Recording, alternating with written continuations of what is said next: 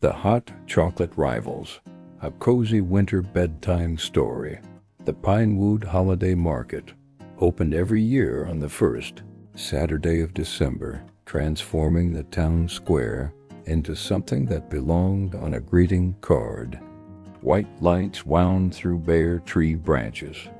Wooden stalls lined the pathways in neat rows, their awnings dusted with frost that sparkled in the early morning light. The air carried the mingled scents of cinnamon, wood smoke, and pine, and beneath it all, the sharp, clean smell of winter itself. Clara Hoffman arrived at 5:30 in the morning, as she always did, her breath forming clouds in the frozen air. She was 53, with silver threads running through her dark hair and laugh lines etched deep around her eyes. She wore a red wool coat that had seen 15 winters of markets, and boots with good traction for icy mornings like this one. Her van was packed with everything she needed for Grandma's classic cocoa: industrial-sized containers of whole milk, bags of premium cocoa powder, vanilla extract, sugar, and 14 bags of marshmallows in various sizes. The marshmallows were important. Clara had opinions about marshmallows. She began setting up her stall with practiced efficiency. The propane burner went in the back left corner, tested and lit with a satisfying whoosh of blue flame. The serving table got draped with a red and white checkered cloth that her actual grandmother had used at church potlucks. Stacked ceramic mugs, the thick kind that held heat, went on one side. The hand-lettered menu board went on an easel in front. Classic hot chocolate, peppermint dream, salted caramel cocoa. Every drink came with whipped cream and marshmallows unless specifically refused, which rarely happened. Clara was arranging her napkin dispensers when she heard the familiar sound of Theo Morrison's restored Volkswagen van pulling into the vendor lot. She didn't need to look up. He always parked in the same spot, always arrived at exactly 5:45, and always spent the first 10 minutes arranging his equipment with the precision of a surgeon preparing an operating room. Theo was 32, tall and lean, with dark-rimmed glasses and a carefully maintained beard. He wore a canvas apron over flannel and jeans, and he moved with the focused intensity of someone who took his work very seriously. His stall, Artisanal Cacao, sat directly next to Clara's, arrangement that had seemed convenient 3 years ago and now felt like a cosmic joke neither of them found particularly funny. "Morning, Clara," Theo called out as he unloaded wooden crates from his van. "Morning, Theo," she replied, her tone pleasant but reserved. This was their ritual: polite greetings, careful distance, an unspoken agreement not to comment on each other's methods, even though both of them had plenty of comments stored up and ready. Theo's setup was methodical. He arranged small ceramic pour-over vessels in a perfect line.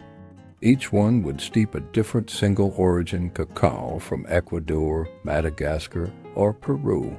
His menu was written in careful calligraphy on a slate board: spiced Mayan cacao, lavender dark drinking chocolate, cardamom rose elixir. Everything was dairy-free unless requested otherwise. Everything was precise, measured, intentional.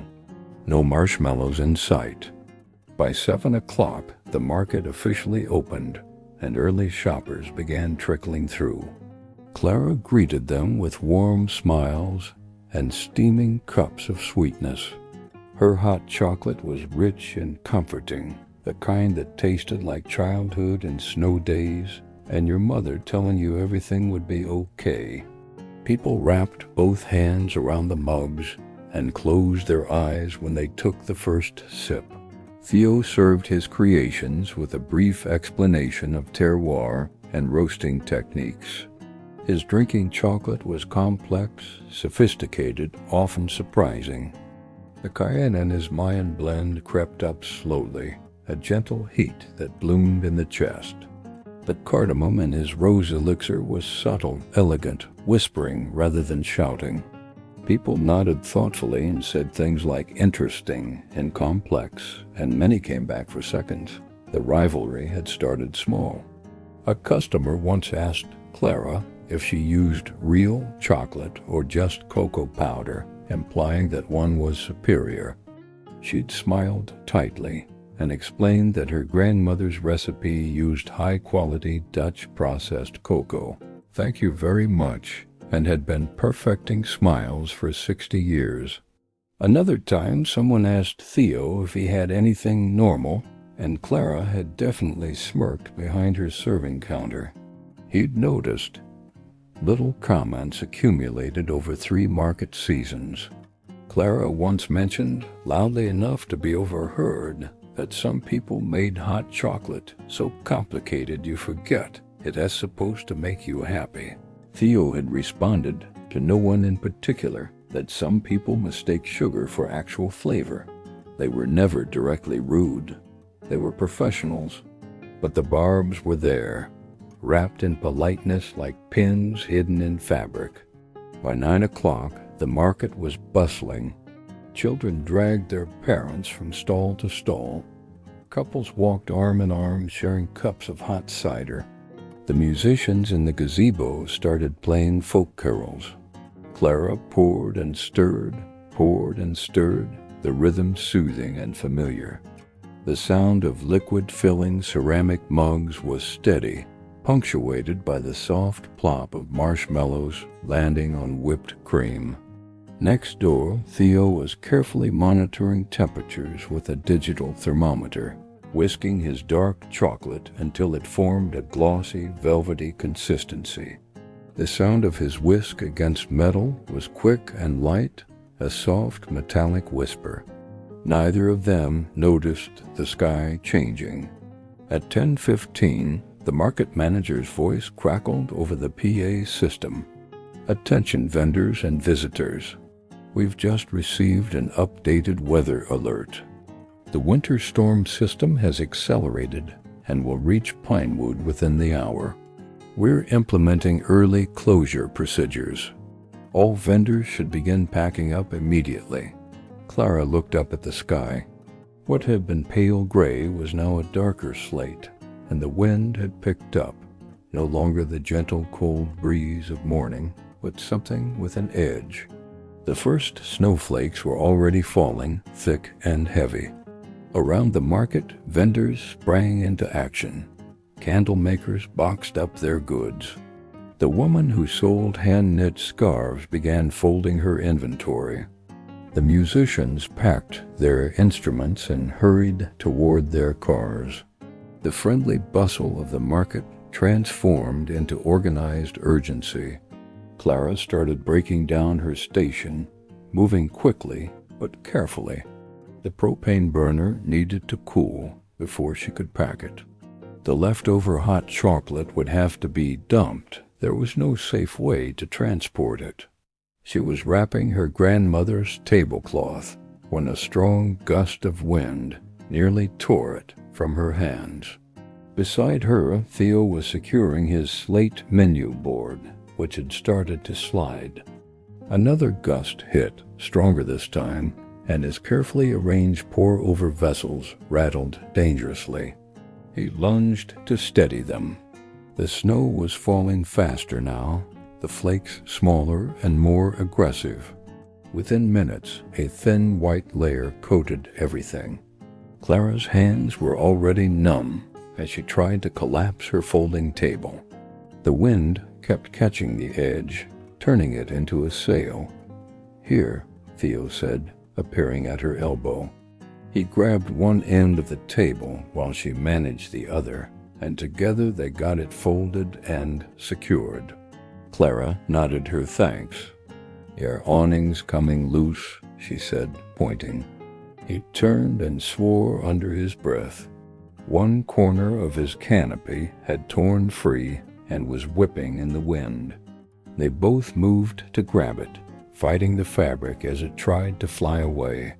By the time they got it tied down, they were both breathing hard, and the snow was falling so thick that Clara could barely see the gazebo 50 feet away.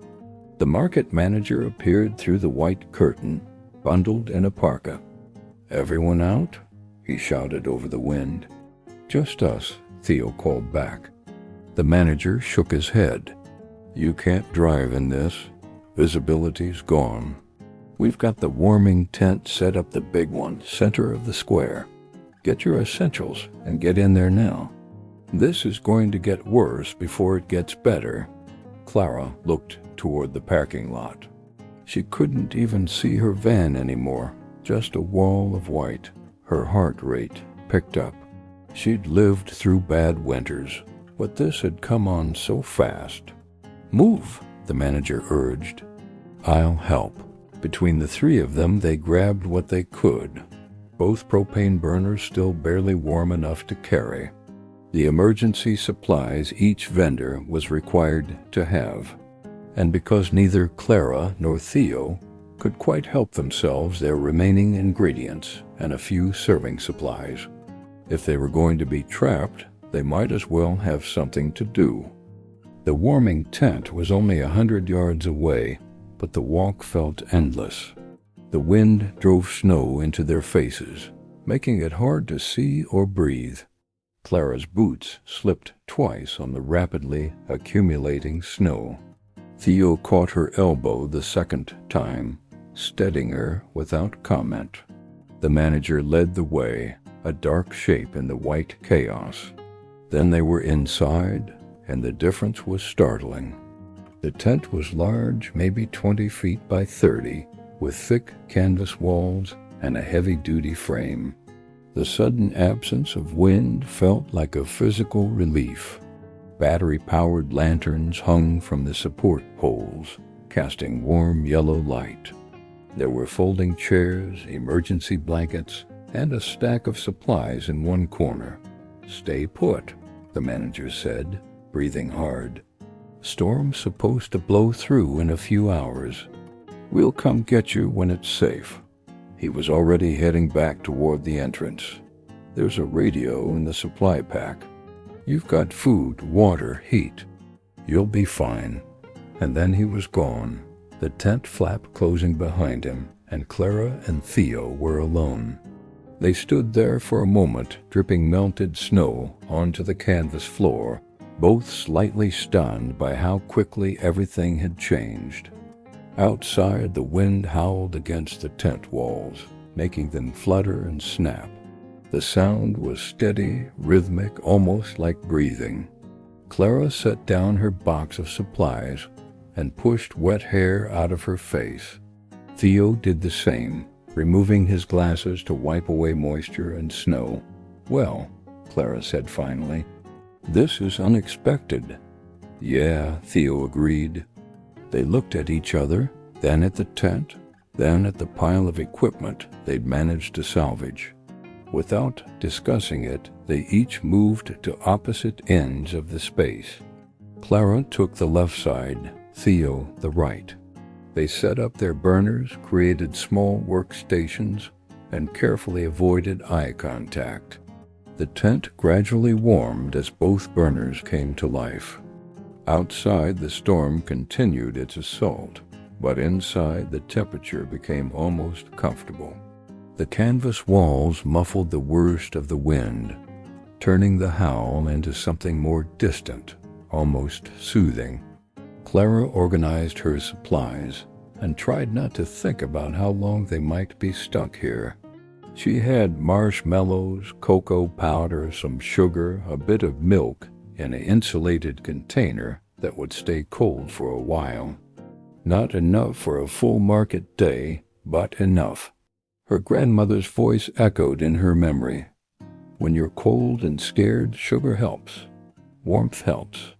Sweetness reminds you that good things still exist." Across the tent, Theo was arranging his cacao blocks in careful rows. He had his spices in small glass jars, some dark chocolate with 75% cacao content, and a thermos of oat milk. Not traditional supplies, but they were his tools, his craft, and working with them gave him something to focus on besides the storm. 30 minutes passed in near silence, broken only by the wind and the occasional creak of the tent frame. Clara made herself a cup of hot chocolate, more for something to do than because she wanted it.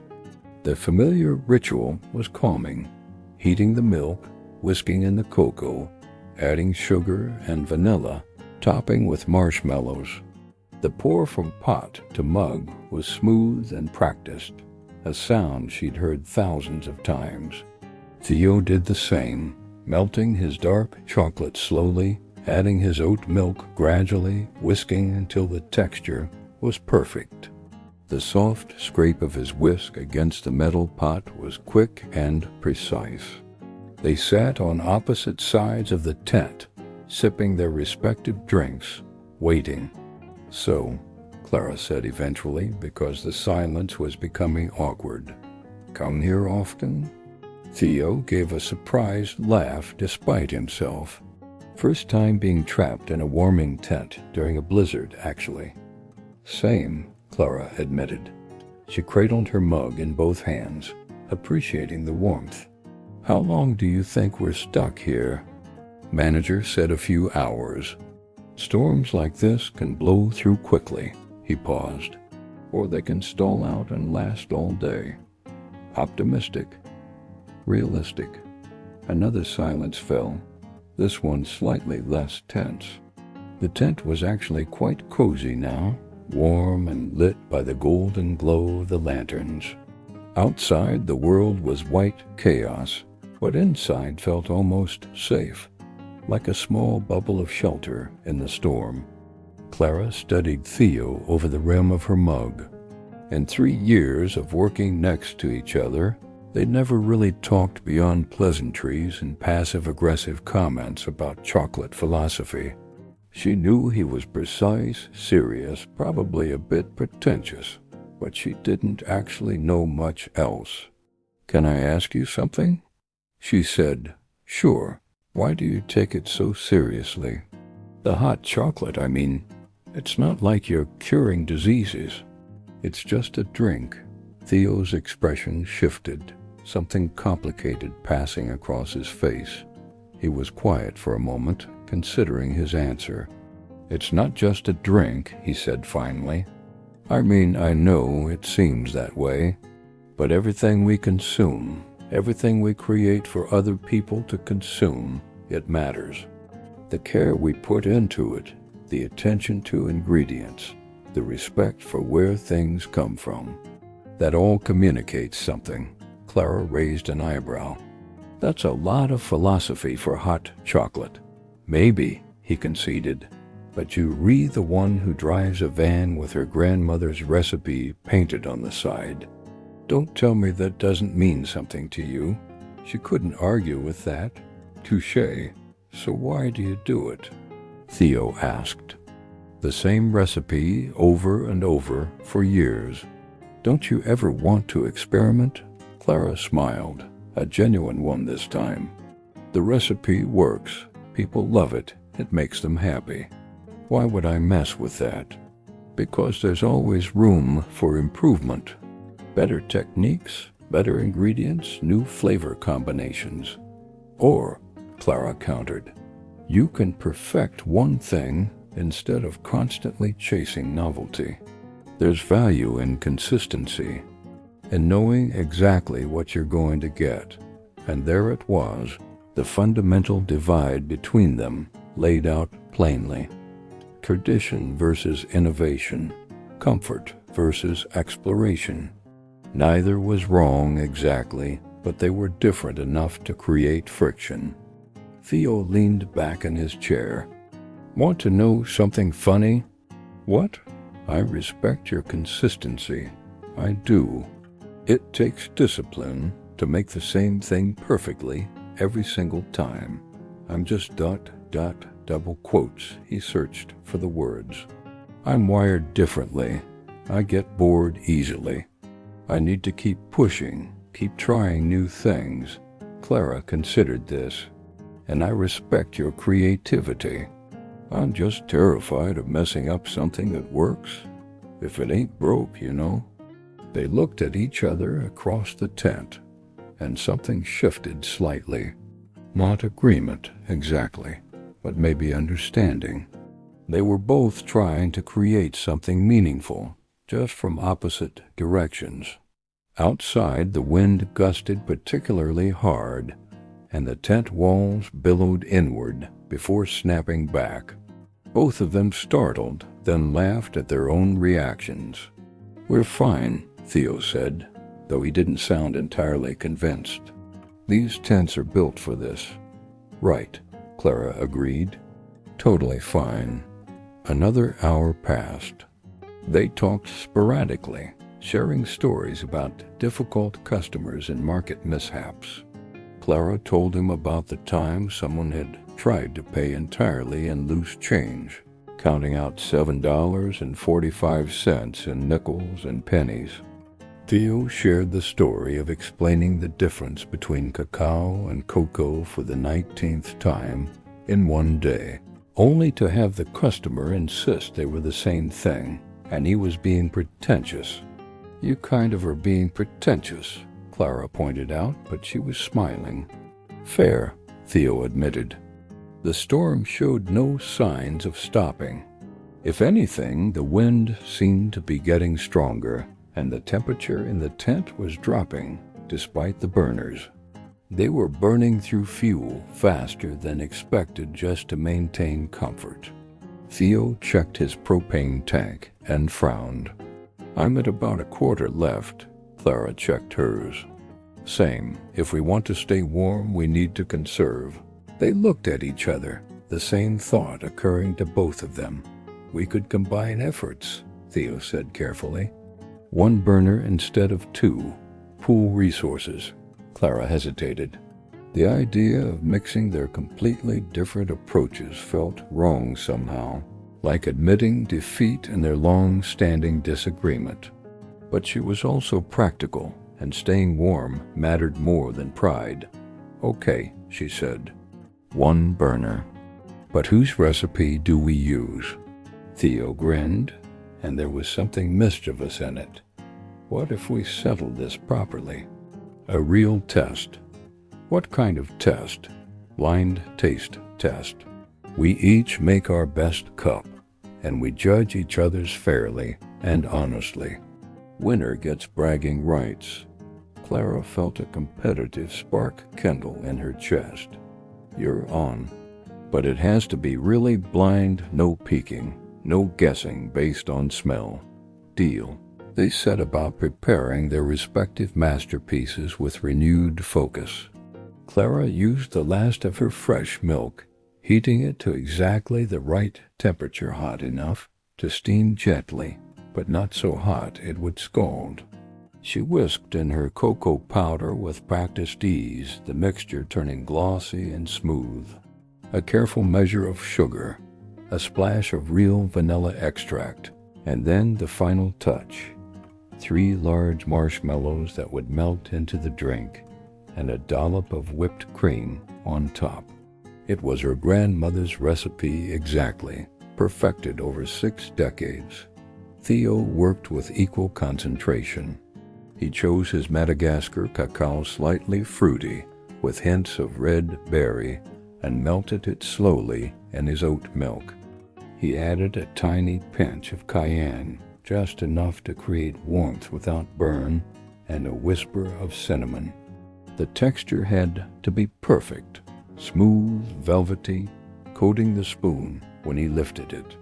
No sweetener beyond what existed naturally in the chocolate. This was pure, complex, sophisticated drinking chocolate. They poured their creations into identical ceramic mugs and switched sides of the tent, turning their backs to each other to prevent any unconscious bias. "Ready?" Clara called. "Ready," Theo confirmed. They turned around, each holding a mug they hadn't prepared. Clara could see immediately which was hers. The marshmallows were a dead giveaway, but she committed to the experiment. Theo knew his by the darker color and thinner consistency, but he played along. "On 3, Clara said. 1, 2, 3. They both raised the mugs to their lips and drank. The pain was immediate and shocking. Both of them had forgotten, in their competitive zeal, to let the chocolate cool to a safe drinking temperature. The liquid was still steaming hot, and it hit their tongues like liquid fire. "Ah!" Clara yelped, pulling the mug away and pressing her hand to her mouth. "Ow! Ow! Ow!" Theo hissed, setting his mug down hastily and fanning his open mouth. They stared at each other for a frozen moment, both in pain, both realizing what had just happened. Then, despite the burning sensation, despite the absolute stupidity of what they'd done, they both started laughing. It started as chuckles, small sounds of embarrassed amusement, but it built quickly into real laughter, the kind that came from the belly and made your sides hurt. Clara laughed so hard she had to sit down. Theo leaned against the tent pole, wiping his eyes behind his glasses. "We're idiots," Clara managed between laughs. "Complete idiots," Theo agreed, still grinning despite the pain in his mouth. "I was so focused on making it perfect I forgot about basic safety." "Same," Clara said. She stuck her tongue out slightly, testing the damage. It was definitely burned, tender, and uncomfortable. "Got any cold water?" They found the emergency water bottles in the supply pack and pressed the cold plastic against their burned tongues, which helped marginally. Then Clara remembered something and stood up. "Wait here." She went to the tent entrance, unzipped it slightly, and reached out into the storm. When she pulled her hand back, it was full of fresh, clean snow. She brought it to Theo. "Here, press this against your tongue. It'll help." He did, and the relief was immediate. "Oh, that's so much better." Clara got her own handful of snow and did the same. They sat there, two professional hot chocolate makers, holding snow in their mouths like children who'd burned themselves on soup. The absurdity wasn't lost on either of them. "Well," Theo said, his words slightly muffled by the snow. "That was inconclusive?" Clara laughed again, shorter this time. "Extremely inconclusive. Do-over?" "In about 20 minutes after we let them cool." "Agreed." They sat together this time in the middle of the tent rather than on opposite sides. The competitive energy had evaporated, replaced by something more companionable. The shared pain and shared laughter had cracked something open between them. "Can I ask you something personal?" Clara said after a while. Theo shrugged. "Sure. Why hot chocolate specifically? You're clearly skilled. You could be doing this with coffee or tea or anything. Why chocolate?" Theo was quiet for a moment, and when he spoke, his voice was softer, more genuine than she'd heard before. "About 10 years ago, I was backpacking through Mexico.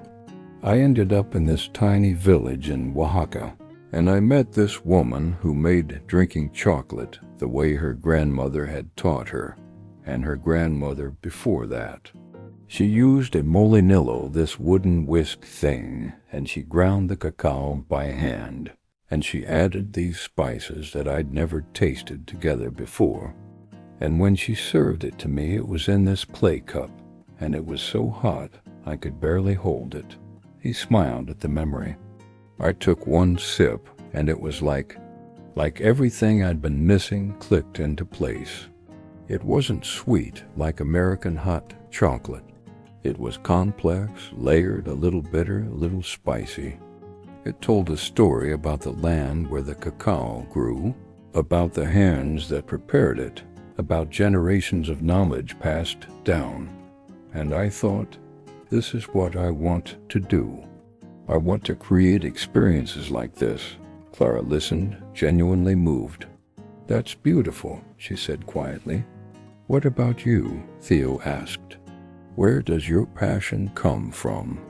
Clara wrapped her hands around her knees, thinking. "My grandmother raised me, mostly. Single mother situation. My mom worked 3 jobs. Grandma was my constant. And whenever things got hard, bad grades, friendship drama, just sad days, she'd make me hot chocolate. Always the same way. She said consistency was a kind of love. She said when everything else is changing and scary, knowing you can come home to the same warmth, the same sweetness, the same love in a mug that matters." Her voice got a little thick. "She died when I was 25. Left me her recipe, written in her handwriting, with notes in the margins. Extra marshmallows for sad days, stuff like that. So when I make it now exactly her way, every time, it's like she's still here. Like I'm taking care of people the way she took care of me." Theo nodded slowly. "That's beautiful too." They sat with that for a while, the weight of their respective histories settling between them. Outside, the storm continued, but it seemed less threatening now. The tent was warm, the lantern light was golden, and the two of them were no longer rivals, so much as two people trapped in a blizzard, sharing their stories. "Want to try the taste test again?" Clara asked eventually. "Carefully this time?" Theo smiled. "Definitely carefully this time." They went back to their respective mugs, which had now cooled to a reasonable temperature.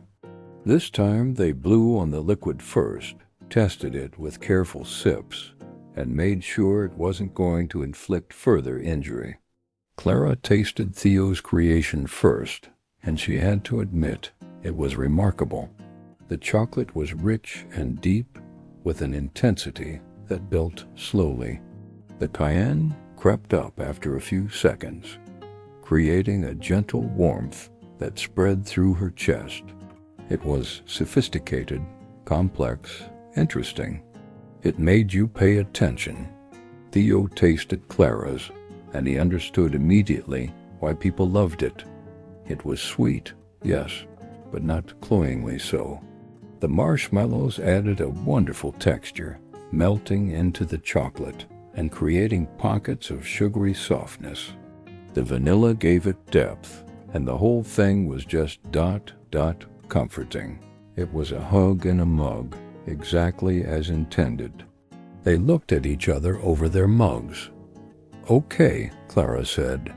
"I'll admit it, that's really good. The spice thing actually works. Yours is excellent," Theo said. "I can see why people keep coming back.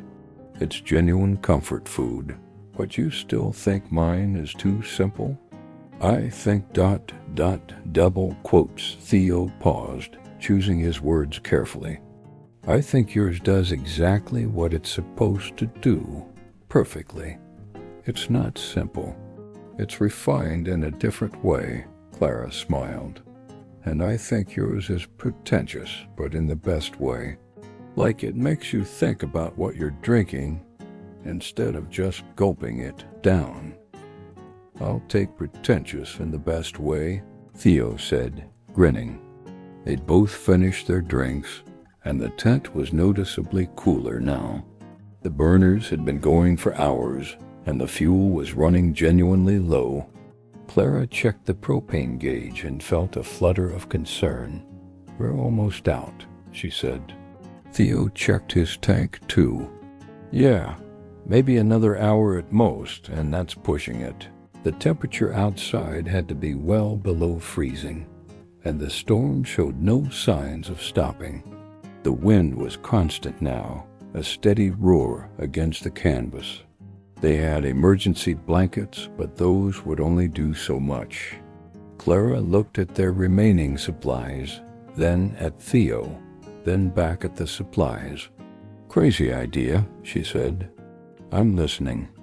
What if we combine everything we have left?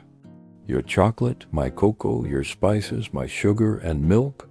One last batch using both burners to make it, then shut everything down and bundle up to conserve the heat. Theo tilted his head, considering.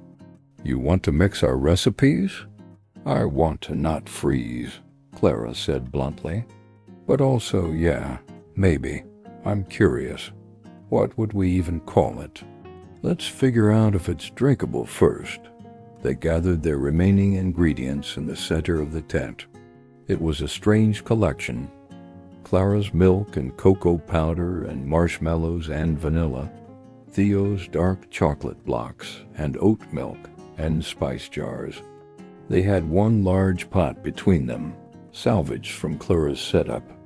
Okay, Theo said, taking charge of the technical aspects. We need to melt the chocolate first, slowly in the milk. Your cocoa powder can go in with it. Add the vanilla early so it cooks in, Clara instructed. And we'll need sugar to balance your super dark chocolate.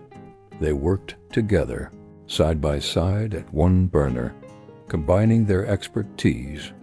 Theo's precision and temperature control, Clara's practiced hand at whisking. She added ingredients in pinches and splashes, working by feel and instinct. He monitored the texture, watching for the moment when everything came together into something cohesive. The tent filled with an aroma unlike either of their usual creations.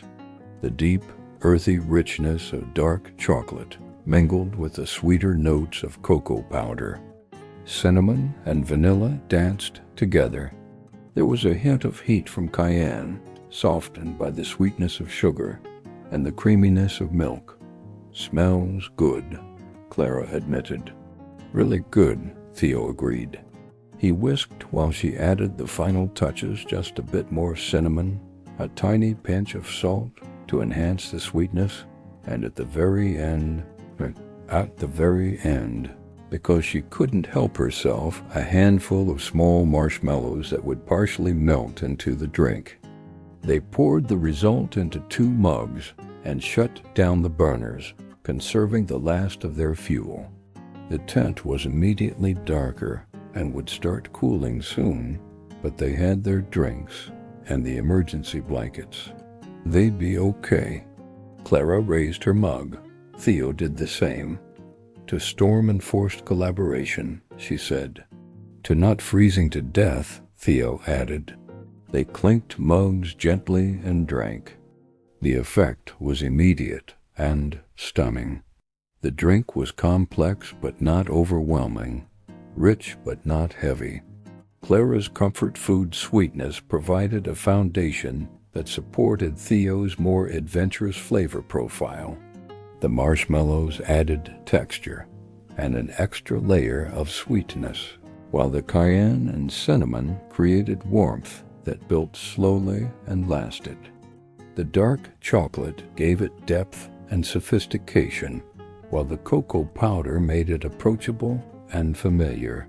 It was tradition and innovation in perfect balance, neither one overshadowing the other, both essential to the whole. Oh, Clara breathed. Oh, wow. This is ... double quotes Theo trailed off, taking another careful sip. This is the best hot chocolate I've ever had. Same, Clara said. She meant it. The drink was warming her from the inside out, better than any blanket could. It was complex enough to be interesting, but comforting enough to ease anxiety. It was everything she loved about her grandmother's recipe, plus everything Theo was trying to achieve with his carefully sourced ingredients. They drank slowly, savoring every sip, letting the warmth spread through their chests and limbs. Outside, the storm howled on, but inside the tent, wrapped in emergency blankets with their perfect cups of chocolate, Clara and Theo felt something close to contentment. You know what this means, right? Clara said after a while. What? We were both wrong and both right, Theo considered this. I can live with that. Me too. They sat in comfortable silence for a long time, finishing their drinks as the tent grew gradually colder. But the chocolate had done its work, warming them thoroughly, and by the time they wrapped themselves in the emergency blankets, they were drowsy and content rather than anxious about the temperature. "Theo?" Clara said, her voice drowsy. "Yeah? Thank you for getting stuck in a blizzard with me," he smiled in the dim light. "Thank you for not being as insufferable as I thought you'd be." "Gee, thanks. I mean it as a compliment. I know." The storm began to quiet sometime in the late afternoon, though neither of them was fully aware of when it happened. They dozed on and off, warm enough in their blankets, the taste of chocolate still lingering on their tongues. At some point, the wind stopped being a roar and became a whisper. At another point, light began filtering through the canvas in a different way, less gray and more golden. Clara woke to the sound of voices outside and the unzipping of the tent entrance. The market manager appeared, covered in snow but grinning. "You two made it," he said, relief evident in his voice. "Storm's past. Roads are being cleared. You can head out in about an hour." Clara sat up, stiff from sleeping in a chair, but otherwise fine. Beside her, Theo was stirring, pushing his glasses up his nose and blinking in confusion. "We're okay," Clara said, more to reassure herself than anyone else. "More than okay," the manager said, eyeing their setup. "Looks like you had the right idea, combining resources." After he left, Clara and Theo packed up slowly. They didn't talk much, both tired and a bit dazed by the whole experience. But as they loaded the last of their equipment, Theo paused. "Hey," he said, "what if we did that again? Not the getting trapped in a storm part, but the combining recipes part." Clara looked at him. "You mean work together?" "Next market season, we could combine stalls, offer both styles, and that blend we made. I bet people would love it." Clara thought about her grandmother, about tradition and consistency. Then she thought about the drink they'd created together, better than either of them could have made alone. She thought about Theo's story of the woman in Oaxaca, about how the best food and drink told stories. "Yeah," she said, "I think I'd like that." They exchanged phone numbers before leaving, making tentative plans to meet in January to discuss the details. As Clara drove home through streets lined with snow, her van sliding slightly on the icy roads, she felt something she hadn't expected: excitement. After 3 years of the same routine, the same recipe, the same approach, the idea of something new didn't feel threatening. It felt like possibility. Winter passed. Clara and Theo met 3 times to work out the logistics. They tested recipes, argued about presentation, compromised on branding. Clara learned about proper cacao tempering. Theo learned why marshmallow structural integrity actually mattered. They created a menu that honored both their traditions and pushed them both to grow. When December came around again, the Pinewood Holiday Market opened on its traditional first Saturday. The weather was clear and cold, perfect market weather. White lights wound through the trees, wood smoke scented the air, and in the center of the vendor area, where 2 stalls used to sit separately, there was now one larger stall with a sign that read, "Grandma's Artisan Chocolate." The menu was diverse: Clara's classic hot chocolate, unchanged and perfect; Theo's single origin drinking chocolates, as sophisticated as ever. And there, in the middle of the menu, as special item, the Blizzard Blend, born from a storm, Balanced by respect, they worked side by side, Clara and Theo, no longer rivals but partners. When someone ordered the Blizzard blend, they made it together, combining their techniques in a dance they'd perfected over months of practice. The pour from pot to mug was smooth and practiced. The whisk against the metal pot was quick and precise. The final touch of marshmallows landing on dark chocolate was a little flourish they'd both come to appreciate. Customers loved it. "This is incredible," one woman said, wrapping both hands around her mug. "It's like ... traditional but exciting." "That's exactly right," Clara said, smiling. A teenager took a sip and nodded thoughtfully. "It's like comfort food and adventure at the same time." "Nailed it," Theo said, grinning. As the sun set on that first day back, Clara looked over at Theo, who was carefully pouring a lavender dark drinking chocolate, his face set in concentration. She thought about how much had changed in 1 year, how a blizzard and some burned tongues had led to this.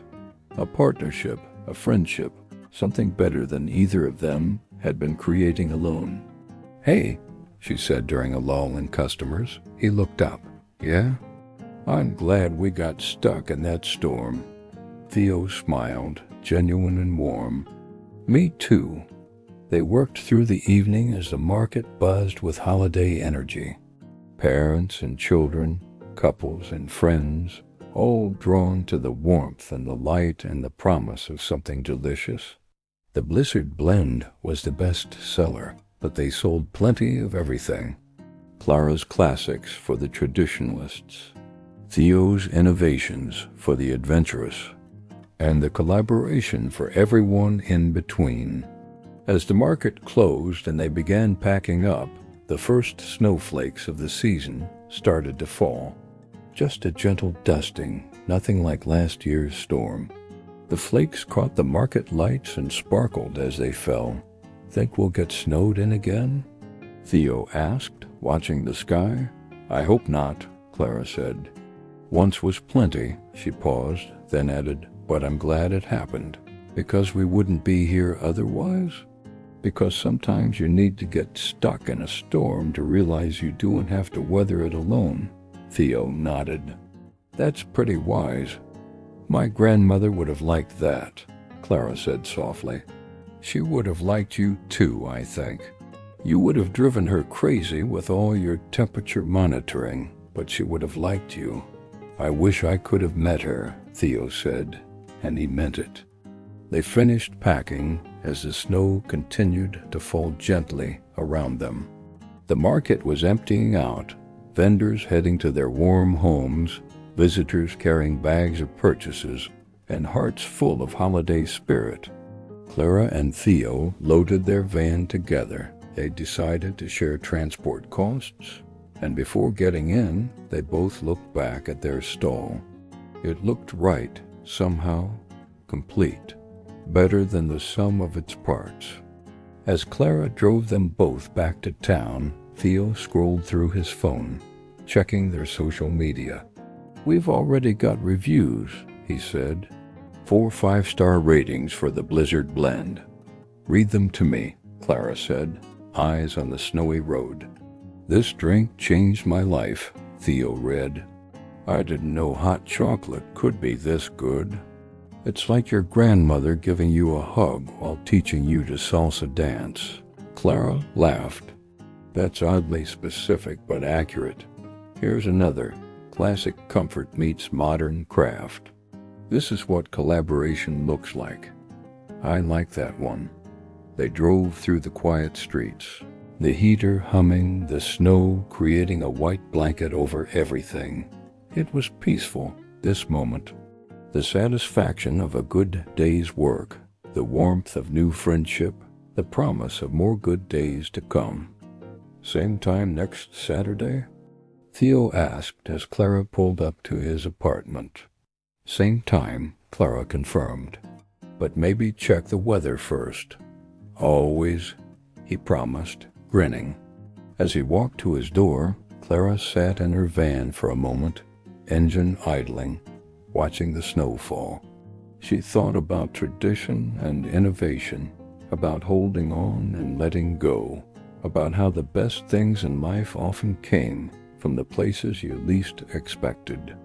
Then she drove home, already looking forward to next Saturday, to the familiar rhythm of pouring and stirring, and to the new adventure of creating something beautiful with a partner who understood that there was more than one right way to make magic. The snow continued to fall through the night, gentle and steady, covering the town in fresh white possibility. And somewhere in the quiet dark, the recipe for Blizzard Blend sat ready, a testament to the truth that tradition and innovation weren't enemies, they were partners, each one making the other stronger, each one essential to creating something truly special. Sometimes you needed a storm to teach you that lesson. And sometimes, if you were very lucky, you got trapped in a warming tent with exactly the right person to learn it with. If this story resonated with you, please consider showing your support with a like and subscribe to Deep Sleep Stories Hub for more quiet nights and restful journeys. May your dreams be warm, your rest be deep, and may you always remember that the best things come from unexpected collaborations. Good night and sleep well.